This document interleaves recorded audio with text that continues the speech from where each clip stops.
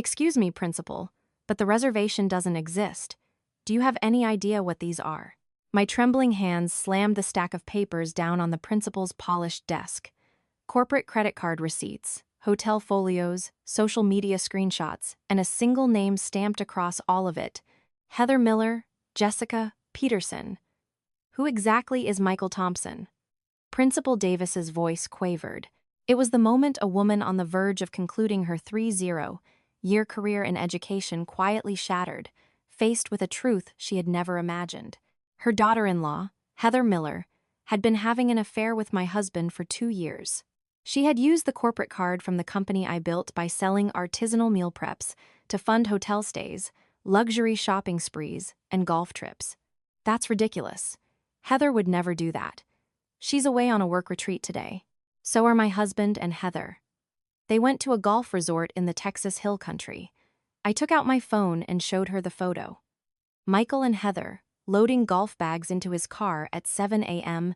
It was an anonymous tip from an acquaintance on a local parenting blog. Right now, our company credit card is being charged. Principal Susan Davis's hands froze over the papers. A suite reservation at the Four Seasons, purchase receipts from Chanel and Hermes, and the golf course booking for that very morning. Principal, you have spent your life teaching children to be honest. But right now, your daughter-in-law is carrying on an affair with someone else's money. They had no idea that day. What I was preparing while they played their round of golf, and how the conversation in that room would change everything. Your subscriptions and likes are the fuel that creates more stories. Hello, my name is Jessica. I'm 42 years old. I currently run a gourmet meal prep service and an artisanal food brand. The story I'm about to tell you began in the spring of 2024. Even thinking back on it now, it's shocking and absurd, but it was also the most hard-fought battle of my life. April 2024. It was a spring day when the bluebonnets were in full bloom across Texas. I woke up at 4 a.m. and went to my commercial kitchen. It was a routine I had maintained for 10 years. I had 120 orders for organic baby food from my network on the local parenting blog. I had to prep carrots, zucchini, and beef, puree them in the blender, and then flash freeze them into small portions. My hands were chapped from the cold water, but I never felt tired. There were mothers who trusted my cooking and ordered from me, and the income was the lifeblood of my family. That day was a little different. At 3 p.m., there was a launch party for an IT startup founded by my husband, Michael. The company's name was Able Tech. It was a business Michael had been dreaming of for 3 years, and I had poured every penny of profit from my meal prep business and a $200,000 inheritance from my parents into making that dream a reality. Michael had gripped my hands tightly and said, "Jessica, half of this company is yours. Let's build it together." I believed him. After finishing my morning's work, I went home, showered, and chose my clothes, a black dress with a beige blazer. Not from a high-end department store, but it looked neat and professional. Looking in the mirror, I saw my face, a product of 42 years of life, a few wrinkles, but nothing major. Satisfied with my appearance, I headed to the event. Able Tech's office, located on the 9th floor of a shared workspace building near downtown Austin, was more spacious and clean than I had imagined. There was a glass door with the company logo at the entrance, and inside, I saw a group of employees and what appeared to be investors. Michael was in a suit, shaking hands with them. When I walked in, he waved me over. "Oh, you're here. Come on in, Jessica." I smiled and approached. 2 men, both in their 50s, stood next to Michael. He introduced them. "These are our initial investors, Mr. Kim and Mr. Park." I greeted them politely. "This is Jessica, CEO Michael Thompson's wife." After I offered a polite greeting, Mr. Kim smiled and said, "Oh, I heard your wife is also in business." "Yes, she runs a meal prep service and sells homemade baby food." "Ah, the homemade baby food business is doing very well these days, isn't it? You must be enjoying it." The conversation was flowing naturally, but just then, Michael cut in with a laugh. "Oh, it's more of a hobby, really. Just something she does from home. Calling it a business is a bit of a stretch." My smile froze, but I didn't let it show. The investors are here, after all. I played along, but the atmosphere had shifted. With that one comment, Michael had demoted me from an entrepreneur to a housewife. The investors moved on, and I quietly asked Michael, "Why would you say that? My business has its own merits. Come on, just be quiet. We have to maintain an image in front of the investors." Michael interrupted and walked away. I stood there alone, slowly looking around. On one wall of the office was the company's history. Founded in 2021, seed funding in 2022, office expansion in 2024.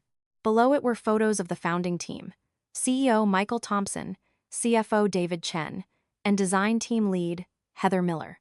My name was nowhere to be found. I had invested over $200,000 in this company, yet my name wasn't even written in a single letter. For a moment, my heart sank, but I suppressed my feelings. I still had more to check. In one corner of the room, I saw a female employee pouring wine. She was tall and slender, looking to be in her mid-30s. She wore an elegant beige blouse and black slacks with a tasteful scarf around her neck. She approached me and said, "Hello, you must be the CEO's wife? I'm Heather Miller, the design lead." "Ah, yes, it's a pleasure to meet you." Heather smiled and shook my hand gently, but her eyes were cold. She looked my outfit up and down and said, "Thank you for coming today, but for future company events, I think it would be better if you dressed more in line with our brand. We're in an investment phase right now, so image is very important."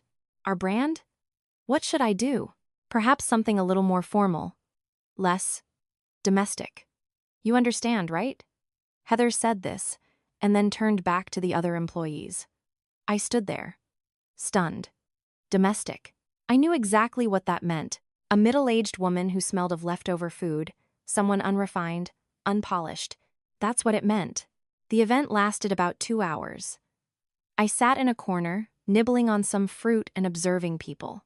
Michael was laughing and chatting animatedly with the investors, while Heather deftly handed out company brochures and explained things.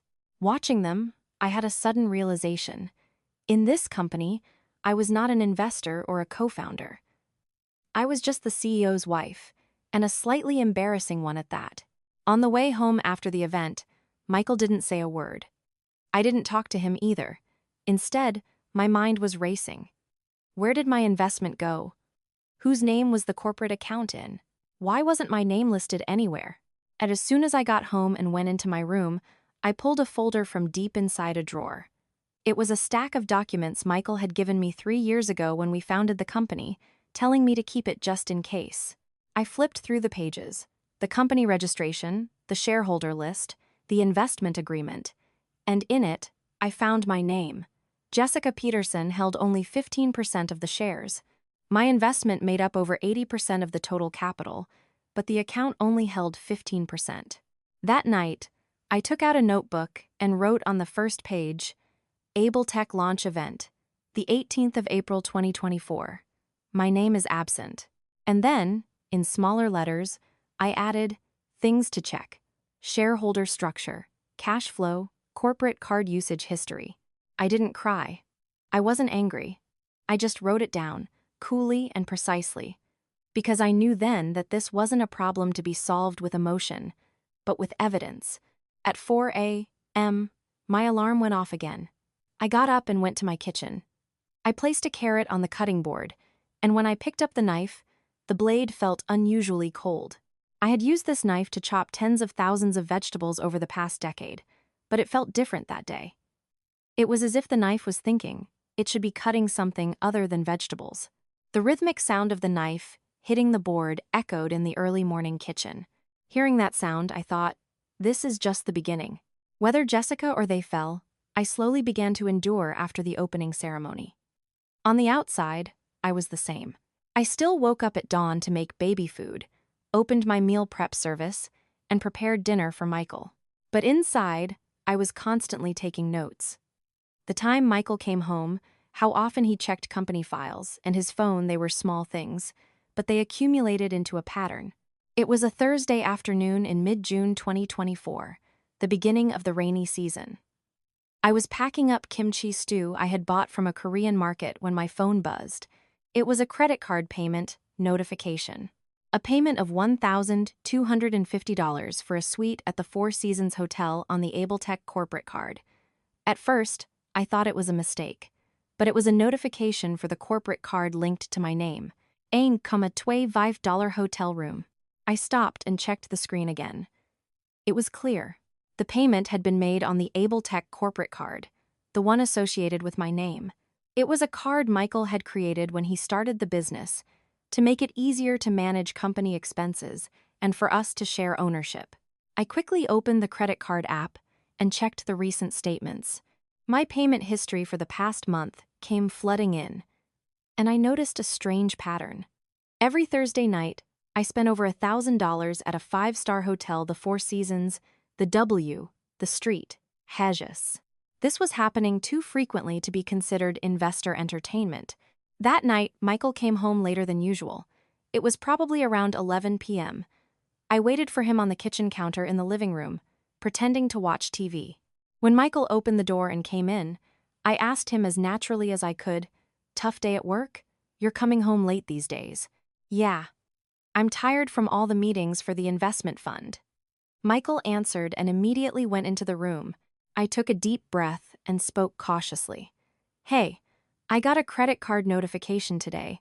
$1,250 for a hotel bill at the Four Seasons." Michael stopped. He turned around and said with an annoyed expression, "What's wrong with that? If it's an investor meeting, we use a hotel. Don't butt in when you've never run a business before." "No, it's not butting in. The corporate credit card balance is in my name, so I got the notification. That's why I asked." "Jessica," Michael said my name. His voice was even lower. "Are you suspecting me? I worked so hard to build this company. What are you complaining about a few small hotel bills? You should stay at home, take care of the kids, and cook. Why are you trying to interfere with company matters?" I was speechless at those words.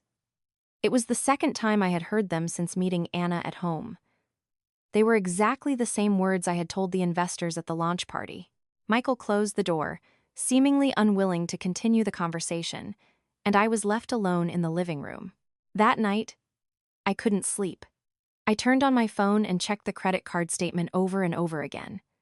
I had spent $1,250 on a hotel room, not just once, 7 times in the last 3 months. And between the hotel bills, I saw luxury brand purchases: Chanel, Hermes, Louis Vuitton. $3,000 at a time, $4,000 at a time. The next morning, I called Linda, my partner from the parenting blog. Linda was 4 years older than me and handled delivery and accounting. She was also very practical and down to earth, so she was the perfect person to ask for advice on matters like this. "Linda, can you cover for me? I have an urgent matter." "Okay, come by this afternoon. I'll buy you a coffee." At 3 p.m., I visited my beloved sister at the parenting blog's delivery warehouse.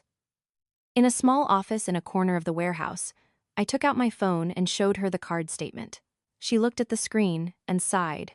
"Jessica, this isn't investor entertainment, is it? Or something else?" "I think so too. But how do I verify it?" "I should ask the company's accounting department first. If it's a corporate card, there must be a payment line, right? Ask the CFO." I nodded. The CFO, David Chen, was Michael's college senior and was in charge of the company's finances. I called him. The phone rang 3 times before connecting. I heard David's voice. "Oh, Mrs. Thompson, what's up, Mr. Chen? I want to check the corporate card payment history. How do I do that?" "The corporate card? Why?" "I received a notification from a fund in my name. There are quite a few payments for hotels and luxury brands. I want to check if the company is doing well." There was a short silence on the phone. Then, David spoke cautiously. "Ma'am, those are the CEO's payments, so I can't disclose them. It's internal company information." "Internal information?" "It's a credit card in my name. But since it's a company matter, I think it's right to ask the CEO directly." "I'm sorry." The call was cut off. I looked down at my phone and looked at my cute sister. She had her arms crossed and a thoughtful expression. "Jessica, they're hiding something. It's understandable for the CFO not to show the documents to his wife. It's definitely something, but I don't know what to do. I'll start by collecting evidence. I'll screenshot the card notifications and save all the payment details. Do you have access to the company's server? No, I've never given it to them. Linda shook her head and sighed. My husband is so ridiculous. I started this company with my own money. What's so strange about that? That night, I went home and turned on my laptop. I started taking screenshots of each card payment notification. I organized them by date, amount, and transaction phase.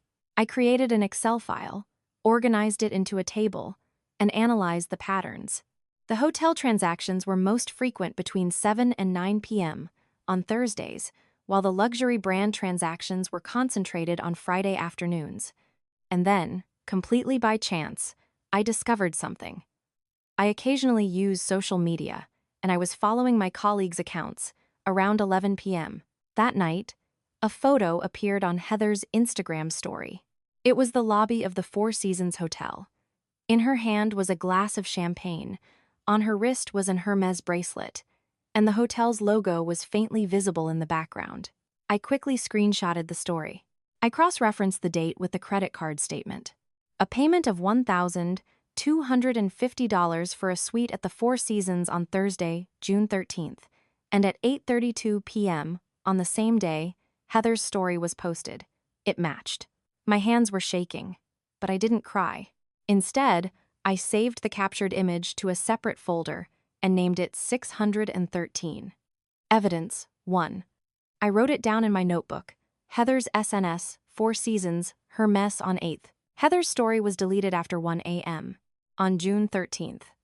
I think she deleted it because she was worried someone might have seen it, but it was too late. I had archived everything. From that night on, I made it a habit to check Heather's social media every night at 11 p.m., and whenever there was a credit card notification, I immediately screenshotted it and recorded it in Excel. The pattern became clearer. Hotel on Thursday night, luxury item on Friday afternoon, fancy restaurant on Saturday night.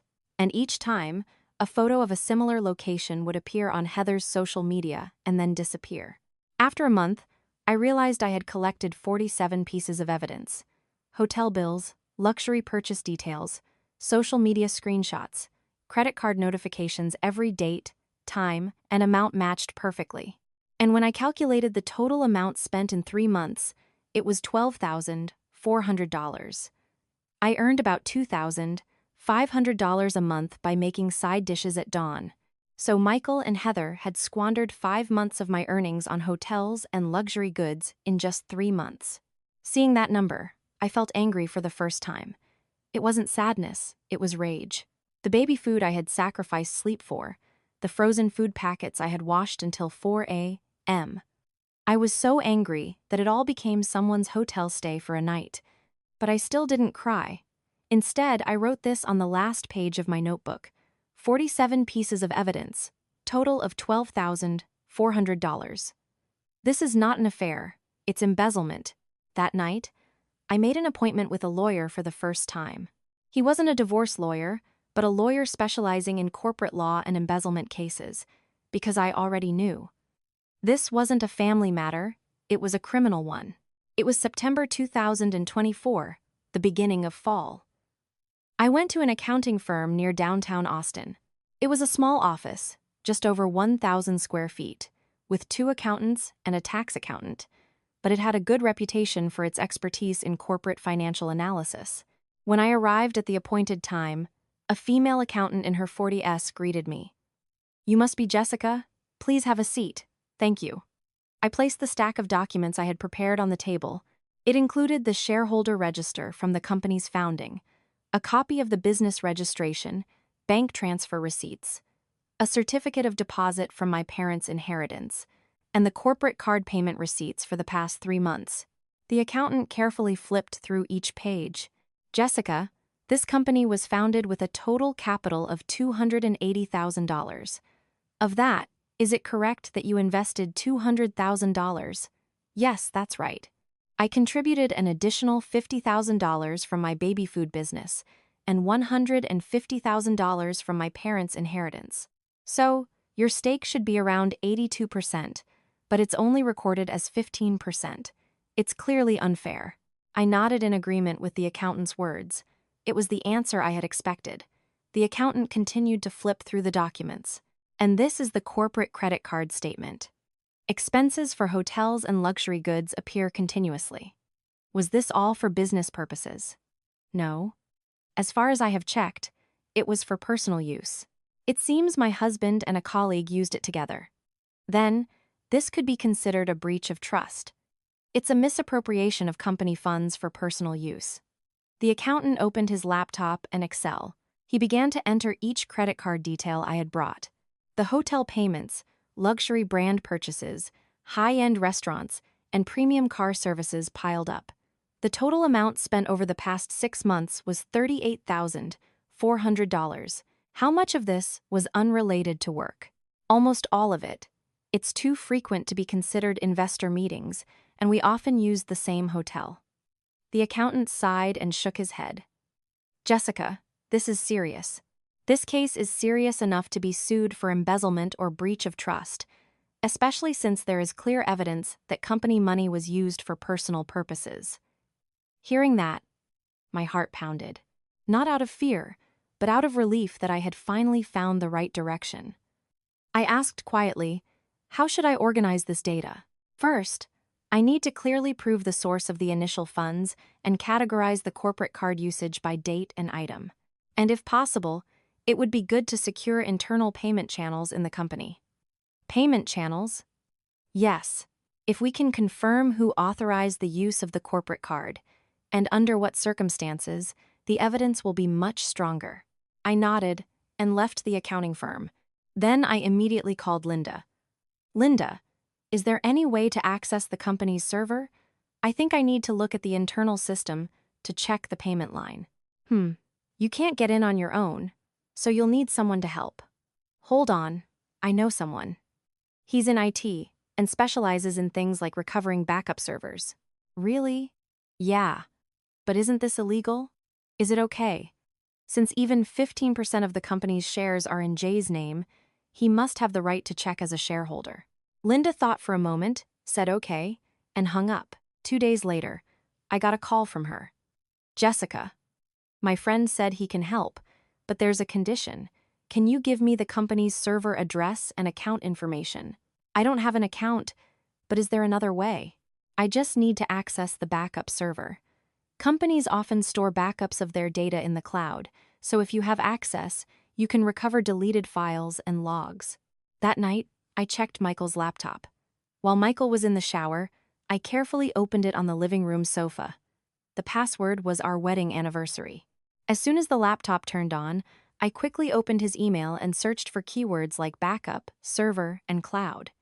An email came up. The subject of the email was Able Tech Cloud Backup Setup Complete. The sender was an IT management company. The body of the message contained the server address and an administrator account. I took a picture of it with my phone and quickly closed the laptop. The next day, I met a friend of Linda's. He was about 35 years old, opened his laptop in a coffee shop, and started working. He looked at the server information I had photographed and nodded. I can access it, but it will take some time. The backup file is quite large. It's okay, take your time. After about an hour, he turned the screen and showed it to me. This is the corporate card payment log. It shows who approved it and for what purpose. The screen displayed the payment history organized in an Excel format: date, amount, purpose, and approver. And the purpose was listed as follows: investor reception, overseas business trip, marketing expenses.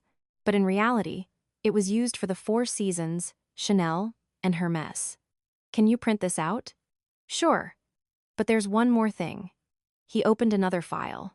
It was the company's messenger log. It was a backup file of the company's messenger, and even the deleted conversations were recovered. I thought you might need it. I looked at the screen carefully, and I found a conversation between Michael and Heather. The date was July 25th. Michael Thompson, 7 p.m., tonight at the Four Seasons. Heather Miller.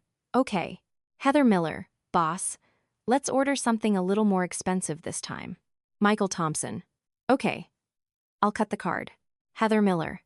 Thank you. My hands trembled as I saw that conversation. But I didn't cry. Instead, I said quietly, please print this too. All of it.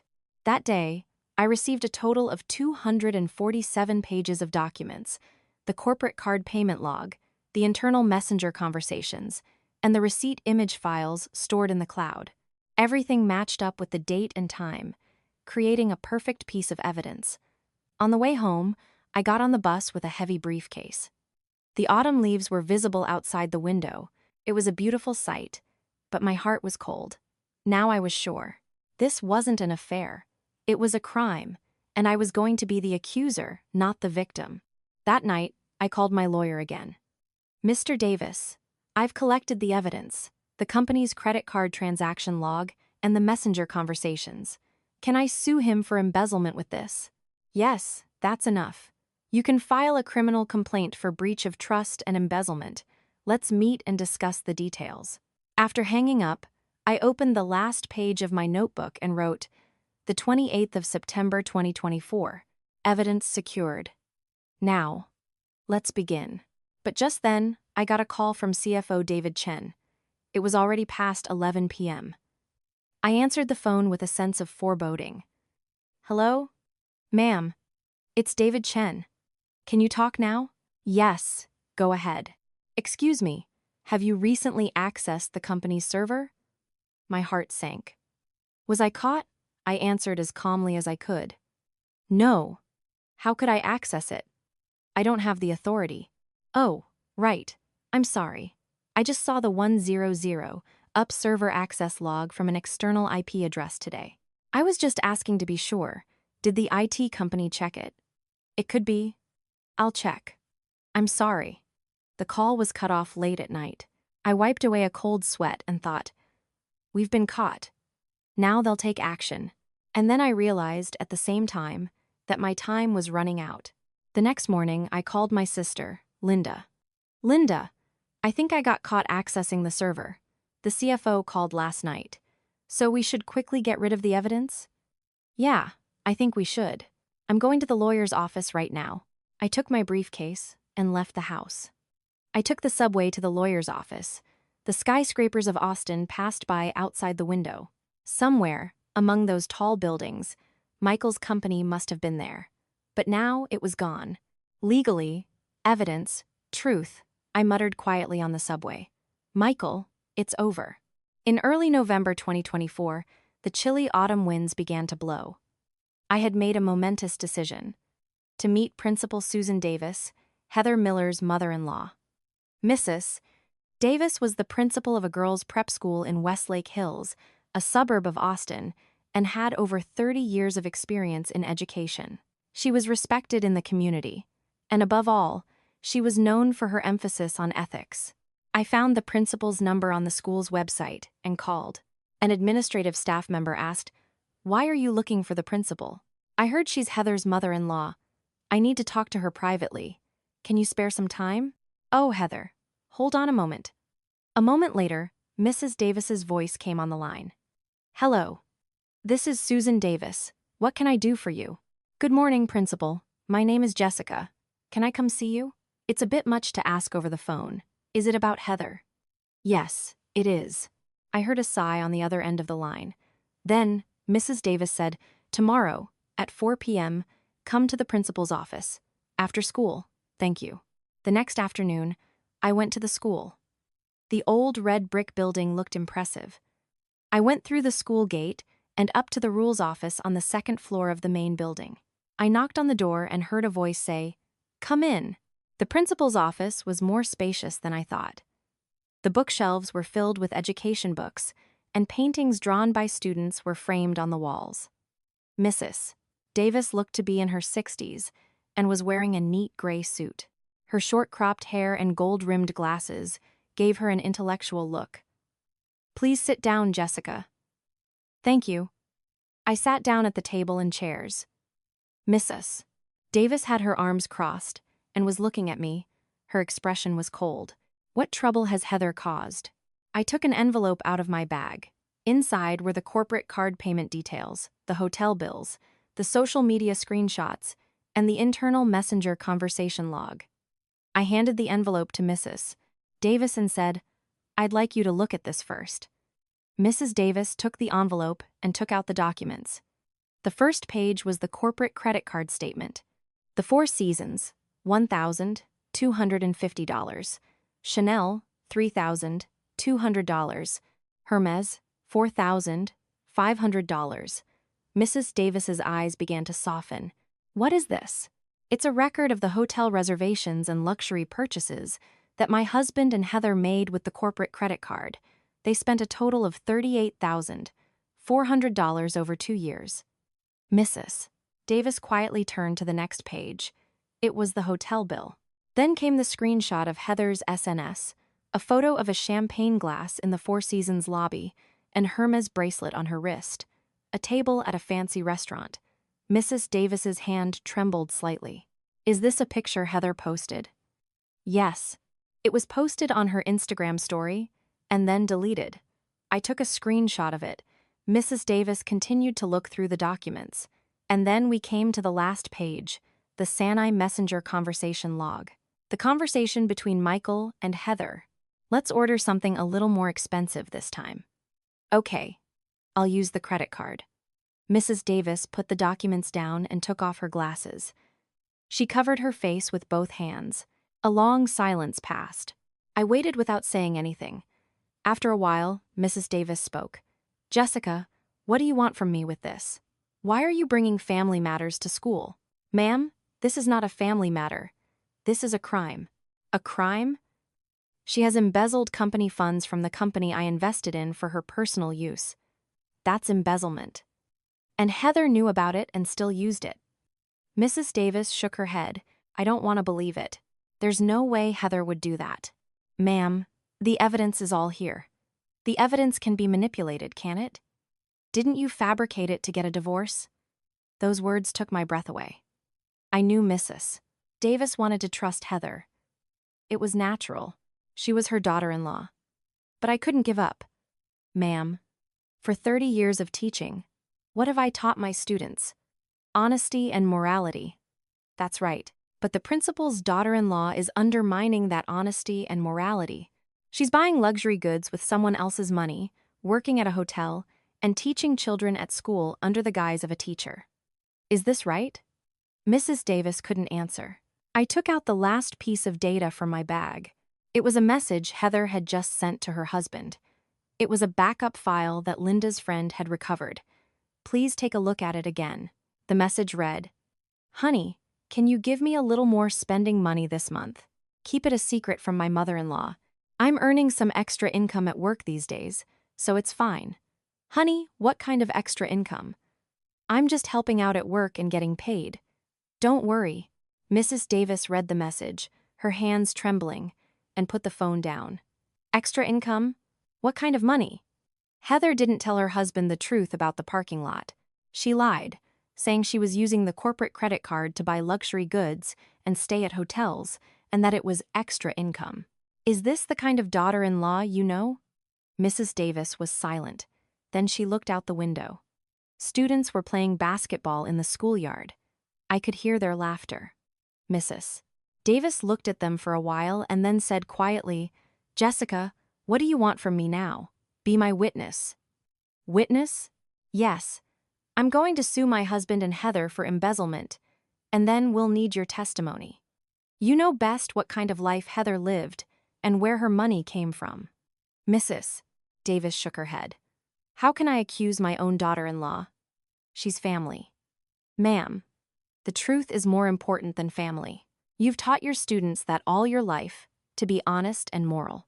But if your own family is undermining that, what's the point of your 30 years of teaching?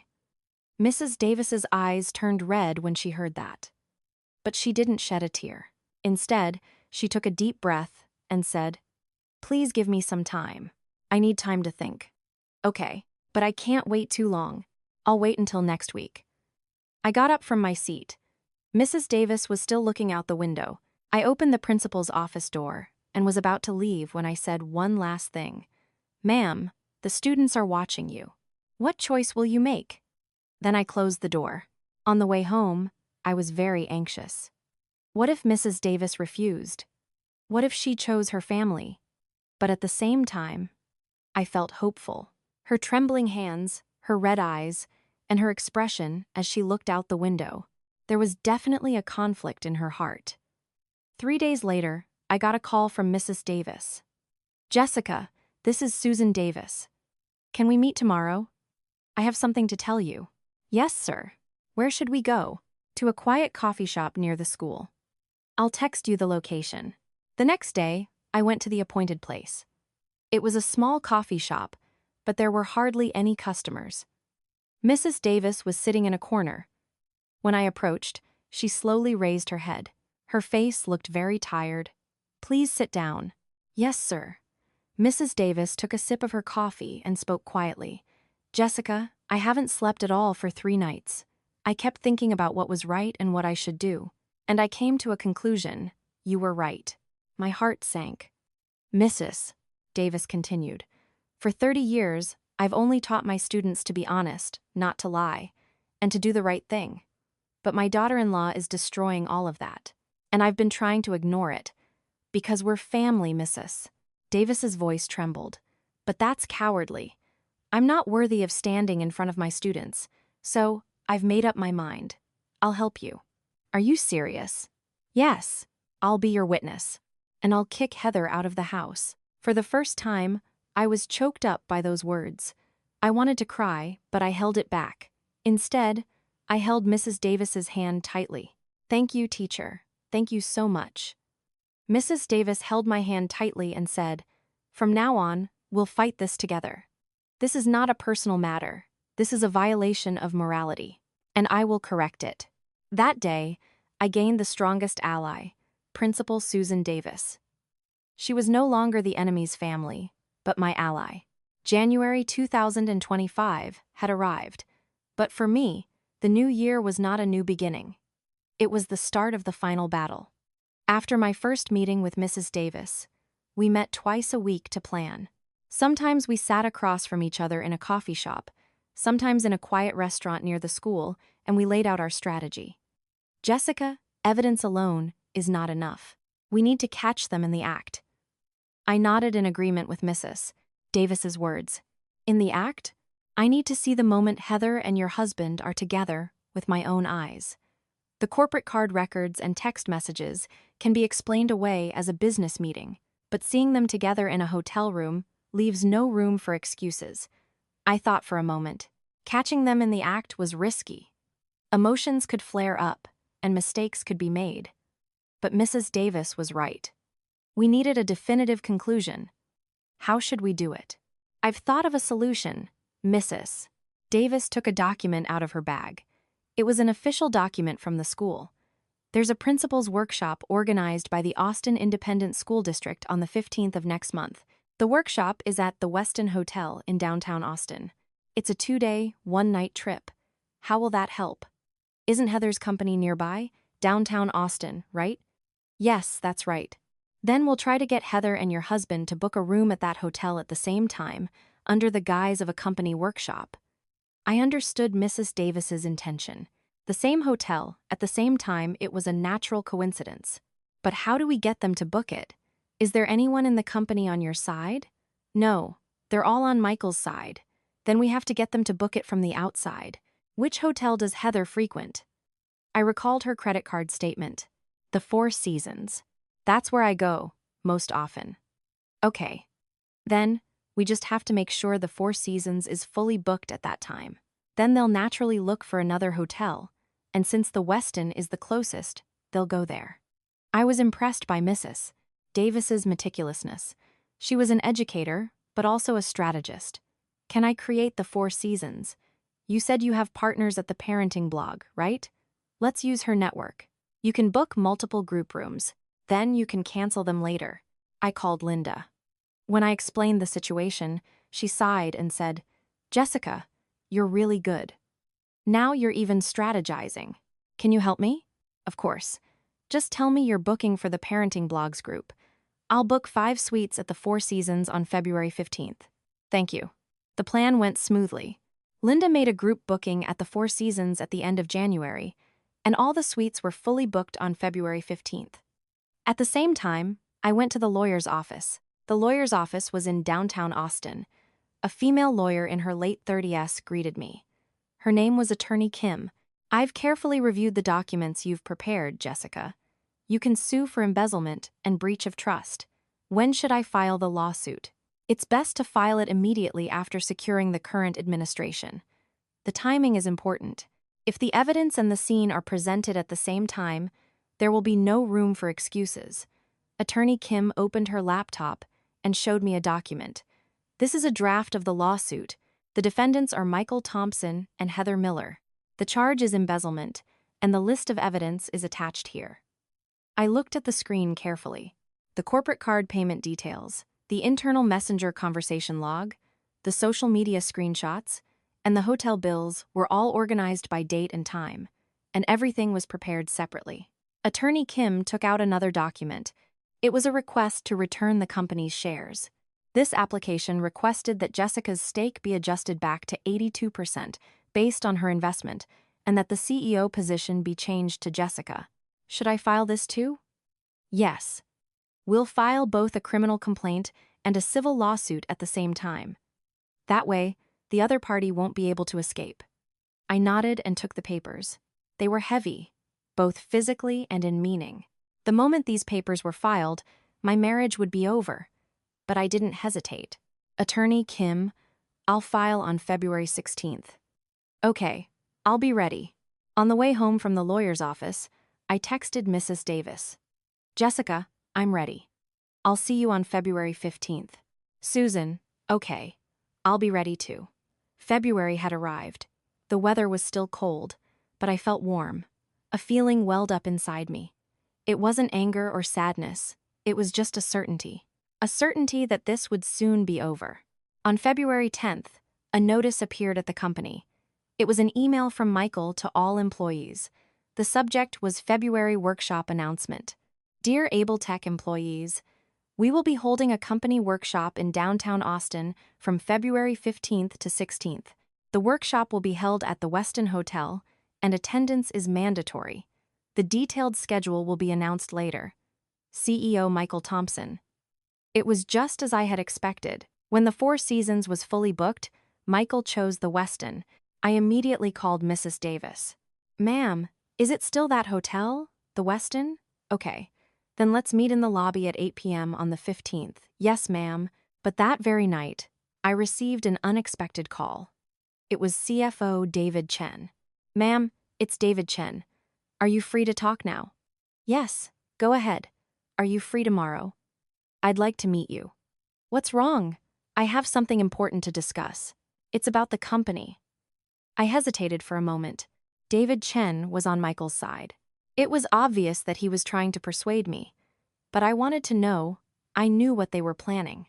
"Let's go to a coffee shop near downtown Austin at 2 p.m. tomorrow." The next day, I went to the appointed place. David Chen was already there. He was wearing a suit and sitting with his briefcase next to him. "Ma'am, thank you for coming. Please tell me what happened." David Chen took a sip of his coffee and cautiously began. "Ma'am, I know everything. You've collected evidence, hired a lawyer, and are preparing a lawsuit." My expression hardened. How did I know? What did I do? It's a small company. Rumors spread fast. "And honestly, I understand your position." "You understand?" "Yes." The CEO was wrong. Using the corporate card for personal use is clearly embezzlement. I should have stopped it as a business gimmick, but I couldn't. "I'm sorry." David Chen bowed his head. He seemed sincere, but I didn't believe him. "So what do you want?" David Chen took out a piece of paper from his bag. "This is a divorce agreement. I'll give you 70% of the property and increase your stake in the company to 35%. In return, please withdraw the criminal charges." 35%? Yes. Honestly, 82% is too much. The company grew thanks to you, so isn't 35% a reasonable level? I looked at David Chen without even looking at the paper. "David, do I look like your food? I'm sorry. You built the company with my $200,000, so should I be grateful if you give me a 35% stake? And the embezzlement of $38,000, $400 with the corporate card is just shameful. David Chen's face hardened.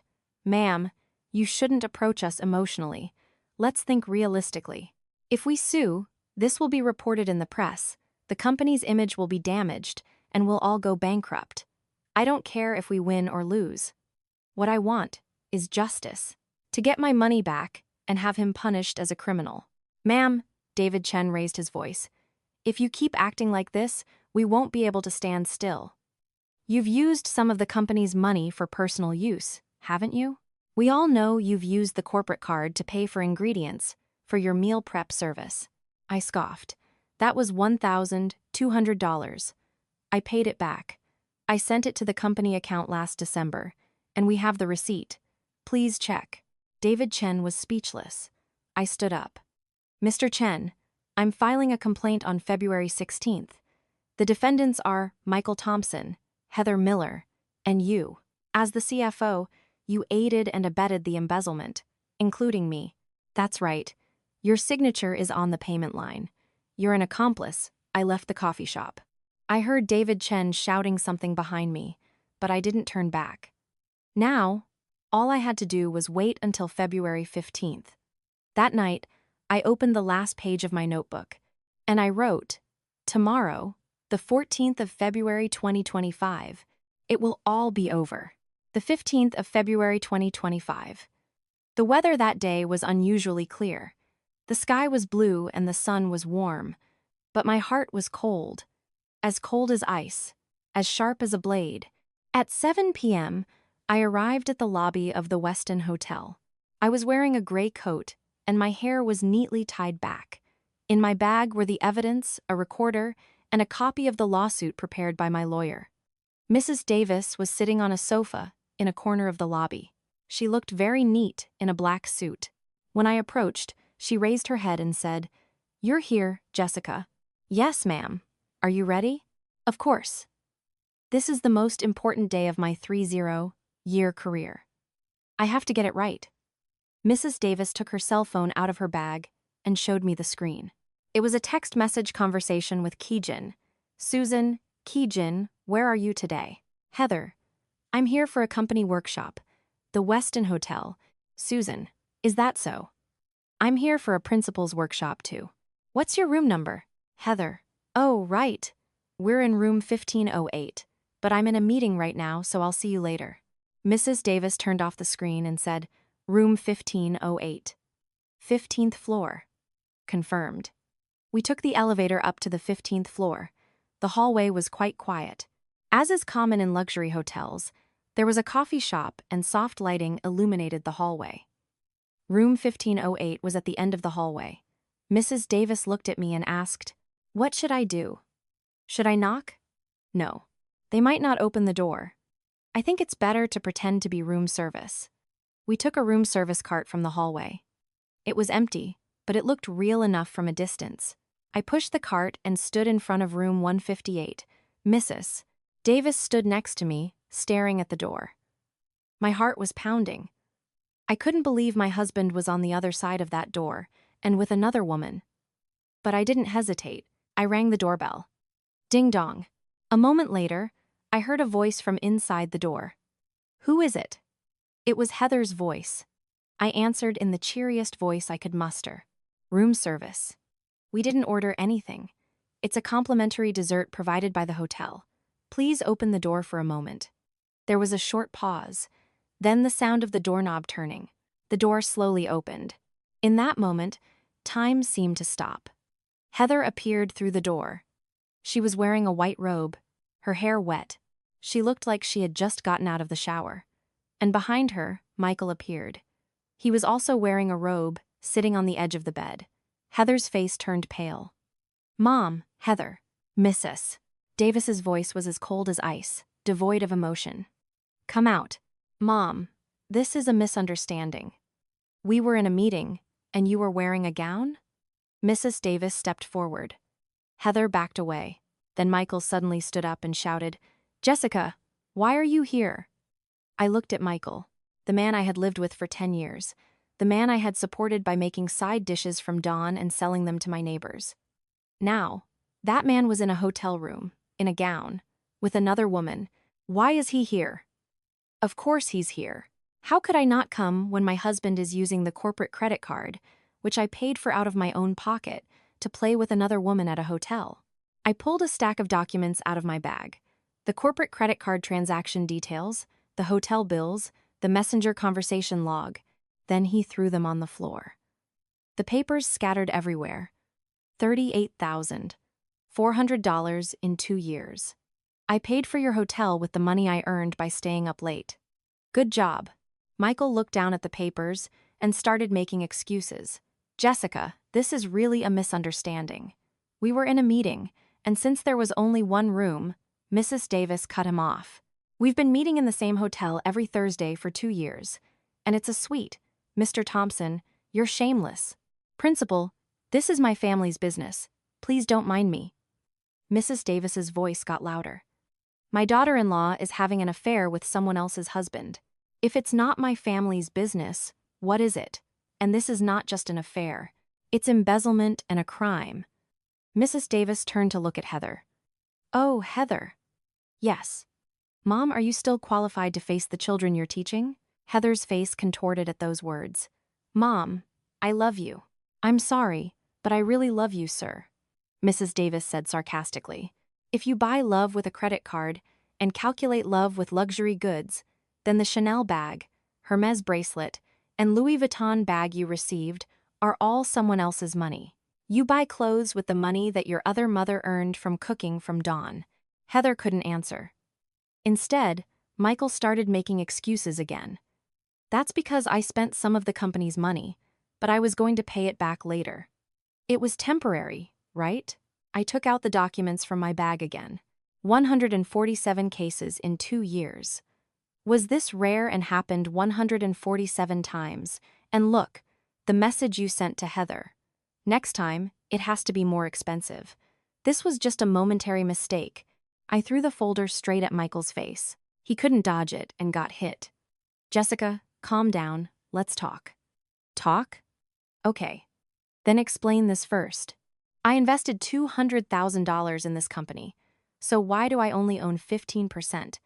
Is my name not on the shareholder list? It was a lie to deceive the investors. My voice got louder and louder. You planned this from the beginning. You started the company with my money, erased my name, and planned to use it to flirt with other women. Michael was speechless. And just then, Heather suddenly screamed at him. Director, you were the one who paid with the corporate card. I just received it. Michael turned to Heather. What are you talking about? That's right. I never asked you to buy me luxury goods. You bought them for me first. These two, Michael and Heather, started fighting loudly. The two who had been on the same side were now fiercely fighting. I watched silently. Mrs. Davis whispered to me, Jessica, that's enough. The camera must have recorded everything. Let's go. I nodded and went out into the hallway. I glanced at Michael one last time at the door. Michael Thompson, your indictment will be filed on February 16th. Get ready to go to jail for embezzlement and assault. Then I closed the door. The hallway was silent. The surveillance camera hanging from the ceiling was filming us. I looked up at the camera and smiled faintly. Everything was recorded. Michael in a bathrobe, Heather in the bathroom, their excuses, the way they fought. It was perfect evidence. As we went down in the elevator, Mrs. Davis took my hand. Jessica, thank you for your hard work. And you too, teacher. Thank you so much. This is not the end. This is just the beginning. The real fight starts tomorrow. I know. I'm ready. I went down to the hotel lobby and called Attorney Kim. Attorney Kim, I've secured the scene. I'll file a complaint tomorrow morning. Okay. I'll be ready. I hung up and went outside. The cold February wind hit my face. It was cold but refreshing. It felt like I could breathe comfortably for the first time in 10 years. That night, I opened the last page of my notebook and wrote, I saw them in their ceremonial robes on the 15th of February 2025. See you in court. At 10 a.m. on the 16th of February 2025, I filed a complaint at the downtown Austin police station. Attorney Kim accompanied me, and Mrs. Davis also came along. As soon as I received the complaint number, my hands were trembling.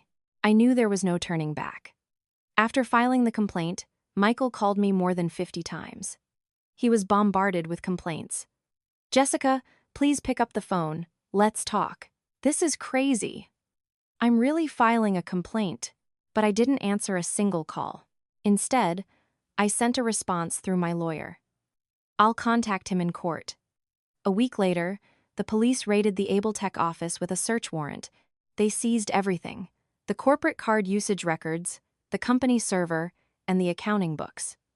Michael called me again that day, but I still didn't answer. And at the end of February, another card I had prepared arrived. It was a notice of a shareholder meeting. AbleTech had 4 shareholders: Michael Thompson, 50%, Jessica Peterson, 15%, and 2 initial investors, 20% and 15%. However, I had met with the 2 investors and persuaded them. I showed them the source of my $200,000 investment and presented the evidence of Michael's embezzlement, saying, "This company is run by a criminal. Do you still want to invest?" The 2 investors were very conflicted, but they eventually gave me the upper hand. If the embezzlement scandal broke, the company's value would plummet, and they wanted to minimize their losses. The shareholder meeting was held on March 5th in a small conference room in Austin. I went with attorney Kim, Linda, and Mrs. Davis. Michael was already there, and CFO David Chen was sitting next to him. As soon as he saw me, Michael jumped up and shouted, "Jessica, why are you doing this? We've been together for 10 years. I answered calmly, "If we were married, why would you spend my money on a hotel with another woman? It was my fault. I admit it. But why do this? We can just get a divorce and divide the assets." Divide the assets? I pulled the papers out of my bag. Do you see this? The $200,000 I sent to the company in 2021. The total company assets were $280,000. My debt-to-equity ratio is 82%, but the branch only owns 15%. This is a problem that needs to be resolved through the division of assets. Mr. Thompson was speechless. Attorney Kim stepped forward. "CEO Michael Thompson, there are 2 issues on the agenda for today's shareholder meeting. First, the dismissal of the CEO. Second, the adjustment of the shares. We will decide by a vote. I own 50% of the shares, so why should I vote? Let's see the results." Attorney Kim pulled out 2 envelopes. They were proxy forms from the 2 investors. The 2 investors, Kim Young-ho and Park Jun-hyuk, had both delegated their voting rights to Jessica Peterson. Therefore, Jessica Peterson's voting rights were 15%, 20%, 15%, and 50%. Mr. Thompson's face turned pale. Why would these investors tell Mrs. Peterson this? "Because of the risk of embezzlement," I said quietly. "If the fact that you used the corporate card for $38,400 for personal use is revealed, the company's credit rating will be affected." The investors were very afraid of that. That's why they gave me the voting rights. Michael shook his head and muttered, "No way, no way." And one more thing. I took out another document. Do you know why my name is not on the company's founding list? You deliberately omitted it, because you wanted to lie to the investors that I founded the company with my own money. But now that lie has been exposed. Michael couldn't answer. Just then, the conference room door opened, and someone came in. It was CFO David Chen. He approached me and handed me an envelope. "Ma'am, take this." "What is this?" "It's an email that the CEO sent me, instructing me to use the corporate card. And there are records of the CEO forcing me to use the card despite my opposition." Michael jumped up and shouted, "David, what are you doing?" "CEO, I'm sorry, but I have to live too. If I continue like this, I'll be considered an accomplice." "I was just following orders," David Chen said and sat down. Michael trembled with betrayal. "You little punk, how much did I take care of you as a college senior?" "Senior. All I got was a salary. I never received any instructions to participate in the embezzlement." The conference room was frozen. I opened the envelope David Chen had given me. Inside were 10 printed emails. They contained instructions for Michael to buy luxury goods for Heather and use the corporate card to book hotel rooms. David Chen warned, "This is embezzlement." But Michael replied, "I'm the CEO, so I'll take care of it." It was perfect evidence. I looked at Michael. "Michael Thompson, now admit it. You embezzled and privatized the company." Michael couldn't make any more excuses. Instead, he sat down and bowed his head. Attorney Kim spoke. "Well then, we'll proceed with the vote. Among those who support the motion to dismiss CEO Michael Thompson," I raised my hand. And with the approval of the two investors, the vote was 50% in favor. Those who opposed, Mr. Thompson didn't even raise his hand. He just bowed his head.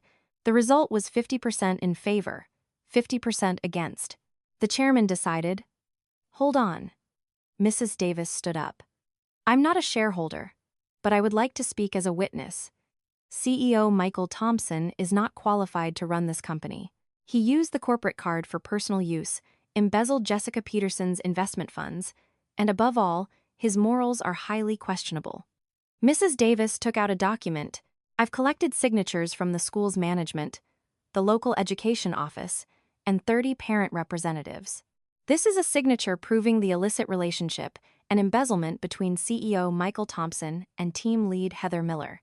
If this is revealed to the press, the company will be ruined." Michael looked up at Mrs. Davis. "Principal, why are you doing this?" "This is my personal business, but it's not just personal. It's a matter of public morality. And as an educator of 30 years, I believe that wrongdoing must be corrected." Michael couldn't hold out any longer. He raised his hand in surrender. "Okay, I'll step down as CEO." And he also said about the shares, "Give me your 50% stake, and I'll withdraw the criminal charges. Do you want to go to jail? Or hand over the house? It's your choice." Michael thought for a moment, but in the end, he nodded. "I'll transfer the ownership." "Okay. Then, sign the contract right here." Attorney Kim took out the contract she had prepared in advance. Michael signed it with trembling hands. And in that moment, I became the majority shareholder of Able Tech, holding a 65% stake. As we were leaving the conference room, Michael said to me one last time, "Jessica, did you really have to go this far?" I answered without turning back. "You did it first. You erased my name, spent my money, and played with other women. It's over. Michael Thompson. Don't ever appear in front of me again." And he left the conference room. In mid-March 2025, spring had returned.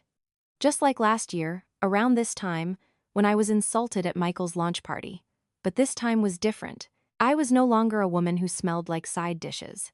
In the end, Michael transferred 50% of the house to me and resigned as CEO. The criminal charges were conditionally dropped. Michael had to leave the company completely and promise a 5-year ban on working in related industries. He signed. It was better than going to jail, anyway. On March 20th, I entered the CEO's office of Able Tech for the first time. Everything was still there. The desk, the chair, and the computer. On the desk, Michael's business card was still there. Michael Thompson, CEO. I picked up the gold-plated business card. I was going to take a picture, but then I didn't. Instead, I quietly put it in the recycling bin. I knew that preserving quality was a greater revenge. I gathered the employees in the conference room. There were 12 of them in total. They all had worried expressions. They were afraid the company would fail, that they would be fired. I stood up and said, "Hello, everyone. I'm Jessica Peterson, the new CEO. You must be very surprised, right?" The employees were speechless. I continued, "I'm not going to fire you.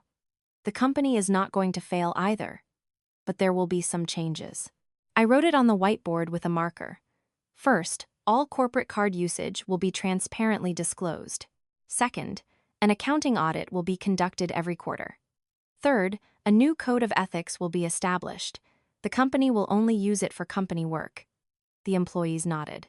Then, an employee raised his hand. It was the youngest member of the development team. "CEO, what about team lead Heather Miller? He was fired today for aiding and abetting embezzlement and dereliction of duty." "Huh. Ah, I see." After the meeting, I returned to the CEO's office. I could see the buildings of Austin outside the window. Michael must have been enjoying this view every day, deluding himself that he was a successful CIO. But now, that position was gone. That afternoon, I got a call from Mrs. Davis. "Jessica, the family has changed Heather's name. Is that so?" "Yes. We had a family meeting this morning. My father-in-law, my husband, me, and Heather herself were all there. The name change was unanimous." "Mrs." Davis's voice was calm but tinged with sadness. Heather couldn't say anything, just bowed her head. "I've accepted her as my daughter-in-law for 30 years, and now it ends like this. Are you okay, sir?" "I'm fine. It's sad, but I believe I did the right thing. And Jessica, I'm retiring next month." "Yes." "So, suddenly?" "Yes." I was originally going to say it at length, but I decided to say it earlier. "I don't want this to get out to the school." "It's okay, teacher. You've lived an upright life for 30 years and kept your morals until the end. That's enough." After hanging up, I paused for a moment, losing my daughter-in-law and retiring early. But I don't regret it. I did the right thing. I felt the same way. After 10 years, my marriage ended and I lost my husband, but I don't regret it. I found my rights. In April, I began to seriously reorganize the company. The first project was a collaboration between my baby food brand and AbleTech. We used AbleTech's IT technology to create a regular baby food subscription service. CEO Jessica, a regular baby food subscription service. Is there a market for it? The development team leader asked. I answered confidently, yes. I had learned this from my experience selling baby food at the parenting blog for 10 years. Mothers want convenience. A service that delivers fresh baby food at a fixed time every week, and the menu automatically changes based on the baby's age. Is it possible? Absolutely. All we need to do is develop an app and build an electronic delivery system. Okay, let's start right away. In May, I signed a contract with a Haxapee-certified factory. My old workshop was too small. I needed a facility that could produce more than 1,000 packs a day. In June, the food subscription service, Mom's Kitchen, was officially launched. The initial number of subscribers was 230. It was lower than I expected, but I wasn't disappointed. Word of mouth takes time. In July, the number of subscribers increased to 600. By August, it reached 1,200, and in September, 2,500. The word of mouth started to spread. The recipes created by CEO Jessica Peterson herself, the safe, HACCP-certified baby food, and the delivery of a different menu every week became a hot topic among mothers. In October, I toured the factory with all the AbleTech employees. They saw my work for the first time, waking up at 4 a.m. to prepare the ingredients, pureeing them, and then dividing them into portions. An employee remarked, "CEO, you're really amazing. It's not that I've been doing this for 10 years. It's just my job." The company's sales stabilized in November. The baby food subscription service reached a monthly revenue of $300,000, and Duzon's IT business also grew steadily. The investors were reassured. CEO Jessica Peterson received a lot of praise and was expected to do even better. We completed the year-end financial report in December. This year's net profit was $420,000, a 30% increase from last year. I gave my employees a generous bonus, and at the annual meeting, I said, "Thank you for your hard work this year. Next year, AbleTech will grow even more." And personally, this year has been very eventful. But thanks to you, I got through it. Thank you. The employees applauded. Hearing that applause, my eyes welled up, but I didn't cry. Instead, I smiled. It's the winter of 2025, and I'm sitting at the AbleTech headquarters, reminiscing about this story. It's snowing outside, and the white snowflakes are melting against the glass of the building. What happened to Michael? I heard he got a job at a small company in the countryside, as a full-time employee. I'm not a part-timer, but I sometimes think about it. If he had been a little more understanding, a little more grateful, would our marriage have been different? Heather was fired from the school and completely left the education industry. I also put all my social media accounts on private, and we lost touch. Mrs. Davis retired and is doing social work. We meet for tea sometimes, and she's as neat and tidy as ever. Thanks to her, I'm where I am today. Linda has become the co-CEO of Mom's Kitchen. She's in charge of delivery and accounting, and she's a great support to me. As for me, Jessica, I'm no longer someone's wife. I'm the CEO of Abeltech and the founder of Mom's Kitchen. I still wake up at 4 a.m., but now it's not to sacrifice someone else's reputation, but to build my own. From that day on, cooking became my name, not a job to sacrifice someone else's reputation. Jessica Peterson's Baby Food, CEO Jessica Peterson, and just Jessica. For 10 years of making side dishes and selling baby food, I learned one thing: the taste of food doesn't lie. If you make it with sincerity, people will recognize it. And that sincerity eventually becomes mine. Everyone, I wake up at 4 a.m. every day. But now I wake up with a smile. It's my job, it's my company, it's my life, and that's why I'm happy.